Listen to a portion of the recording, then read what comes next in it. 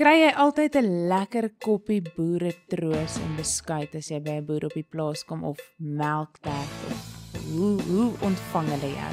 Kyk, dit is ek het mense wat kennisse wat in die mynbedryf is en nou in die landbou is en as 'n ou hoor hoe die wêrelde verskil, dan besef mens hoe dankbaar moet jy wees om in die landbou te wees waar jy om 'n kombuistafel sit met 'n koppie koffie en nie die goed gesels en nie op 'n mynterrein moet ingaan met al die goed wat rondom dit gaan nie.